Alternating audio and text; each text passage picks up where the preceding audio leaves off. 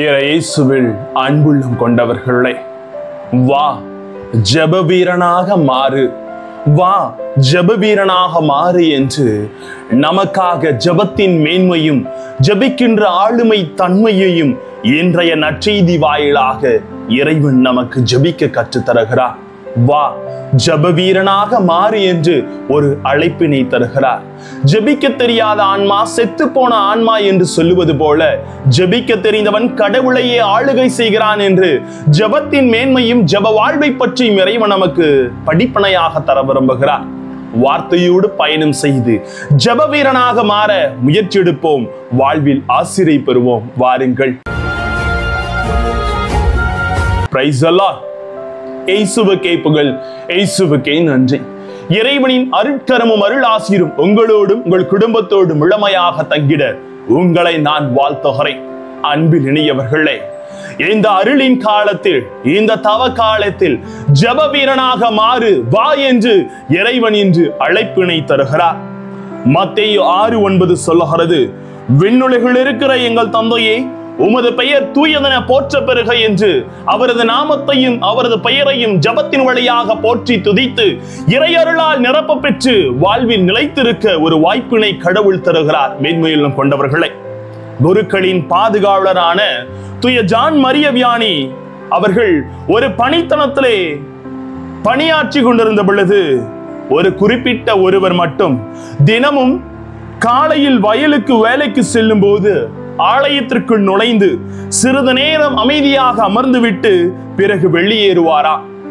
இது ஒரு அன்றாட நிகழ்வாகவே நிகழ்ந்து கொண்டிருந்தது. ஒரு நாள் தூய மரிய வியானி அவர்கள் அவரை பார்த்து, நீங்கள் கோவிலில் என்ன செய்கிறீர்கள் என்று ஒரு கேள்வியை கேட்கிறார்.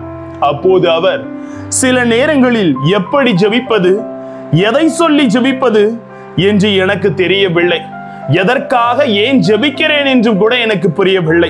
ஆனால் நற்கருணையில் இருக்கும் நம் ஆண்டவரை நான் பார்க்கிறேன், அவர் என்னை பார்க்கிறார், இதுதான் என்னுடைய அன்றாட ஜெபம், ஆலயத்தில் அமர்ந்து நான் செய்து கொண்டிருக்கிறேன் என்று கூறுகிறார்.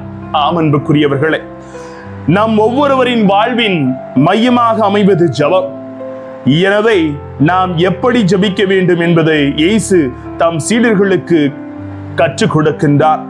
இயேசு கற்றுக் கொடுக்கும் இஜெபம் லூக்கா நற்செய்தி, மத்தேயு நற்செய்தியாளர் நமக்கு அழகாக வடிவமைத்து கொடுத்திருக்கிறார்கள். மத்தேயில் காணப்படும் இந்த ஜெபம் அரேம மொழியில் 7 மன்றாட்டுகளை கொண்டதாக மறைநூல் வல்லுநர்கள் இதை தெளிவுபடுத்துகிறார்கள். இயேசு கற்றுத்தந்த ஜெபம் அவருடைய தந்தை அனுபவத்தை அடிப்படையாக கொண்டு அமைந்திருக்கிறது. அக்கால யூதர்கள் கடவுளை தந்தை என அழைக்க துணியவில்லை. இயேசுவோ கடவுளை தந்தை என அழைக்கின்றார். நமது கிறிஸ்துவ வாழ்விலும் தந்தை அனுபவம் முக்கியமாகவே அமைகிறது. ரோமையர் புத்தகம் 8:14-17 தெளிவுபடுத்துகிறது. மேலும் கலாத்தியராகமம் 4 வாசித்தீர்கள் என்றால் அங்கு அப்பா தந்தையே என்ற தந்தையின் அனுபவத்தையும் ஜெப வாழ்வின் மேன்மையும் நீங்களும் நானும் பெற்றுக்கொள்ள ஒரு வழிவகை கொடுக்கப்பட்டிருப்பதை நாம் உணர்ந்து கொள்ள முடியும். எனவே நாம் ஒவ்வொருவரும் நாளும் ஜெபிக்கின்ற மனிதர்களாக ஜெப வீரர்களாக மாற வேண்டும் என்பதற்கான ஒரு அழைப்பு இந்த அருளின் காலம் நமக்கு கொடுத்திருக்கிறது. அதைத்தான் இன்றைய வாசகங்களும் நமக்கு தெளிவுபடுத்துகின்றன. எனவே ஜெபத்தில் அதிக இடம் பெறுவது இறை புகழ்ச்சியா அல்லது மன்னிப்பு வேண்டுதலா சற்று சிந்திப்போம். என்னிடம் ஜெப உதவி கேட்பவர்களுக்காக தவறாமல் நான் ஜெபிக்கிறேனா என்ற ஒரு கேள்வியையும் உங்கள் உள்ளத்தில் எழுப்புங்கள். கடவுளை தூயதருள் உள்ளத்தை என்னுள்ளே படைத்தருளும், உறுதி தரும் ஆவியையும் புதுப்பிக்கும் ஆவியில் உருவாக்கியருளும் என்று திருப்பாடல் 51 திருப்பாடல் ஆசிரியர் கதறுவது போல, மீட்பின் மகிழ்ச்சியை மீண்டும் எனக்கு அளித்தருளும், தன்னார்வ மனம் தந்து என்னை தாங்கியருளும் என்று அவரை நோக்கி நாம் ஜெபிப்போம்.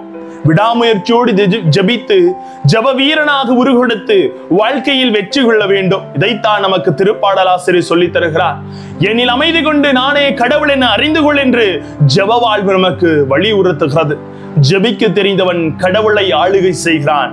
நான் என் கடவுளை ஆளுகை செய்து அவர் உள்ளத்தில் என் சிந்தனையை பதிய வைத்து வாழுகிற பொழுது ஜெப வீரனாக உருகொடுப்பேன். இந்த அருளின் காலம் எனக்கு மீட்பின் பாதையை வழிகாட்டும் என்பதை அவர் உறுதிப்படுத்துகிறார். எனவே விண்ணுலகில் இருக்கிற தந்தையே, உமது பெயர் தூயதென போற்ற பெறுக என்று அவரை போற்றி புகழுவோம். எப்படி நான் ஜெபிக்க வேண்டும், எதற்காக ஜெபிக்க வேண்டும் ஆண்டவரே என்று அவரிடத்திலே விளக்கமாக ஜெபியுங்கள். வசனங்களை புரிந்து கொள்ளவும், இறை அனுபவத்தை பெறவும், பிறரை நல்வழிப்படுத்தவும் ஜெபம் அவசியம். ஜெபிப்போம், ஜெப வாழ்வை உருவாக்குவோம். ஜெபமே ஜெயம் என்று வாழ்வோம். ஆசீர் நிச்சயம். ஜெபிப்போமா? அன்பு இறைவா, உம்மை நோக்கி அப்பா தந்தையே என்று அழைக்கின்ற ஒரு வாய்ப்பை கொடுத்து ஜெபத்தின் மேன்மை எங்கள் வாழ்வில் ஒளியேற்றிய உம்மை போற்றுகிறோம், புகழுகிறோம் ஆண்டவரே. மது வல்லமையோடு நாங்கள் ஏறெடுக்கிற ஒவ்வொரு ஜெபத்திற்கும் பதில்மொழி கொடுத்து ஒவ்வொருவரையும் நிறைவின் பாதையில் வழிநடத்த நீர் எங்களோடு தங்கும் ஆண்டவரே. Praise the Lord.